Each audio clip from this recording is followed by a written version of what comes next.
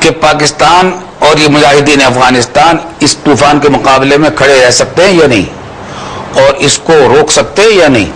جب اس نے دیکھا کہ مجاہدین افغانستان نے حیرتناک طریقے پر اس طوفان کو روک دیا ہے اور پاکستان کی پوری سپورٹ ان کو حاصل ہے، تو اس نے دیکھا کہ یہ جیتنے والا گھوڑا ہے، جیتنے والے گھوڑے پر اس نے بازی لگائی. تو یہ کہنا غلط ہے کہ جہاد امریکہ نے شروع کروایا تھا.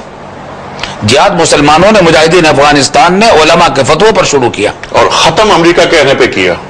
ختم امریکہ کے کہنے پر بھی نہیں کیا، بلکہ روسی فوجوں کو یہاں سے ذلیل کر کے نکالنے کے بعد جہاد ختم کیا. اگر امریکہ کی امداد نہیں ہوتی تو کیا روسی فوجوں کا انخلا ہو سکتا تھا؟ یہ اس میں دو باتیں ہو سکتی، دو رائے ہو سکتی ہیں. لیکن یہ کہ ہم تو یہ سمجھتے ہیں کہ جب اخلاص کے ساتھ جہاد شروع کر دیا مسلمانوں نے، تو اللہ تعالیٰ نے نصرت کا ایک ذریعہ یہ بھی بنایا کہ امریکہ کی ضرورت بنا دیا. ٹھیک ہے.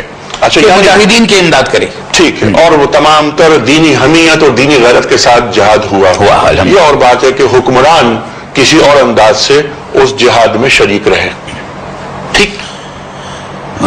بس یہ ہے کہ میں تو سمجھتا ہوں کہ اس وقت کا حکمران ضیاء-ال-حق صاحب تھے، اور سعودی عرب پوری امداد اور متحدہ عرب امارات، یہ لوگ اخلاص سے امداد کر رہے تھے، اور یہ جانتے تھے کہ یہ روسی حملہ آور ہوئے اور ان کا ہدف پاکستان، متحدہ عرب امارات، ایران، عراق اور سعودی عرب، یہ سارے ممالک ان کا ہدف ہے.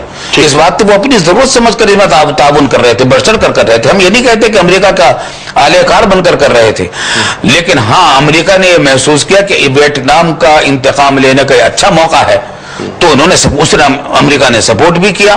اور ٹھیک ہے، ایسے موقع میں مسلمانوں کو سپورٹ لے لینی چاہیے تھی، اور وہ غیر مشروط تھی. ضیاء-ال-حق صاحب نے شرط کے ساتھ لی تھی کہ امریکی براہ راست وہاں نہیں پہنچیں گے، افغانستان میں پاکستان کے حوالے کریں گے امداد، جو کچھ بھی آئے گی اسلام آباد آئے گی. ٹھیک. سفیر کو تاریخ جانے کی اجازت نہیں تھی وہاں افغانستان کے سرحد تک. ٹھیک. کوئی معاملہ ان کا امریکہ کا براہ راست مجاہدین کے ساتھ کرنے کی اجازت نہیں تھی. وہ پاکستان کے پاس آتے تھے، پاکستان سے سب کچھ، پاکستان کی حکومت، پاکستانی فوج کے کنٹرول میں یہ سارے کام ہوتے تھے الحمدللہ. ٹھیک ہے. یہ اور بات کہ اس کے بعد اوجڑی کیمپ کا واقعہ ہو جاتا ہے. جی ہاں، پھر اس کو ختم کرنے کے لیے کہنا یہ ہے لوگوں کا کہ امریکہ نے کروایا تھا. ٹھیک. اچھا مفتی صاحب، آپ یہ فرماتے ہیں کہ جہادی تنظیموں سے امریکہ کو ایک خوف تھا اور خوف ہے. ایک خاص وقت میں یہی تنظیمیں اس کے کام آئیں، اور اب وہ یہ چاہتا ہے کہ ان پر پہرے بٹھا دیے جائیں، ان کی زبانیں روک لی جائیں. پاکستان نے 9/11 کے بعد، یعنی وار آن ٹیرر کے آغاز کے ساتھ ہی امریکہ کے ساتھ سپورٹ کا اعلان کیا. ہم نان نیٹو الائی بھی ہیں. پاکستان نے جو وار اگینسٹ ٹیررزم ہے، اس تعلق سے جس رویے کا اظہار کیا، اس کو آپ کس نگاہ سے دیکھتے ہیں؟ یہ ایک المناک صورتحال ہے جس میں ہم گرفتار ہو گئے ہیں. یہ دہشت گردی کے خلاف اتحاد اس کو کہا گیا، اور اس میں ہم گرفتار ہو گئے، اور ہم آج اس کا مسلسل خمیازہ بھگت رہے ہیں. ہوا یوں ہے کہ جس دن یہ 9/11 کا واقعہ پیش آیا، میں یہاں سے اسلام آباد جا رہا تھا.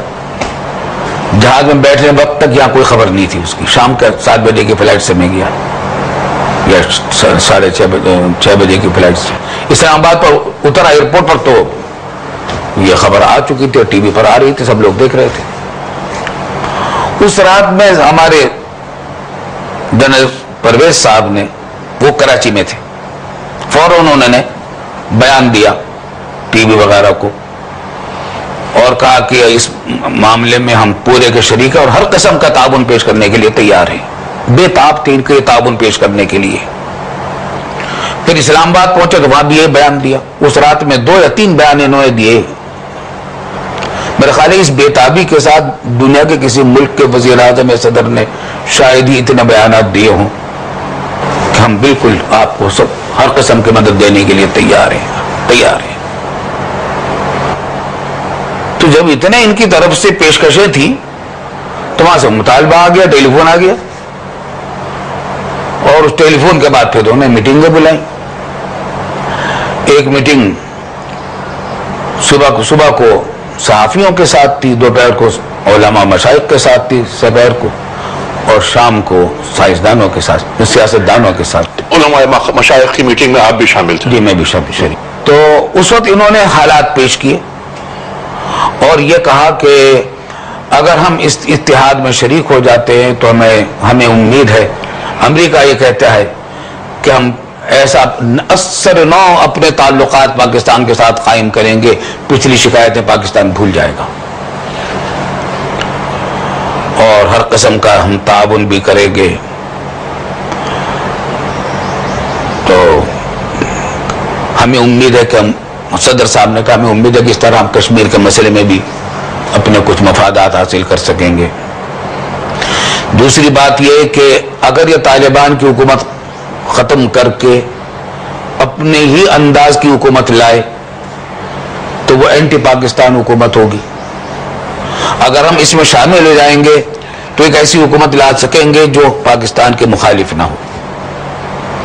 تو 2-3 یہ فوائد انہوں نے بیان کیے.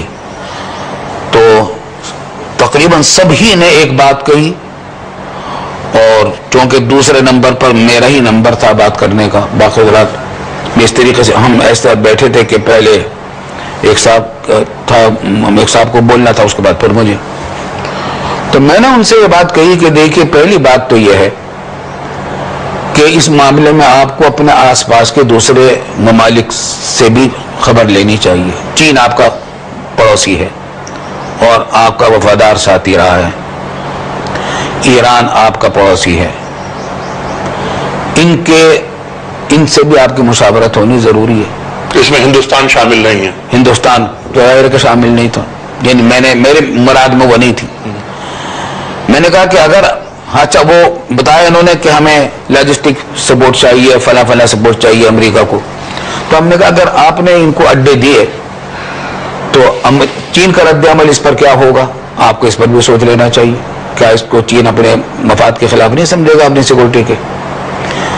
دوسری بات یہ ہے کہ بلکہ یہ بات میں نے پہلے نمبر پر کہی تھی کہ طالبان کا, امریکہ کا دعویٰ یہ ہے کہ طالبان اس نے اسامہ بن لادن نے حملہ کروایا امریکہ کے اوپر. آج تک اس کی کوئی دلیل نہیں پیش کر سکا, ثبوت نہیں فراہم کر سکا.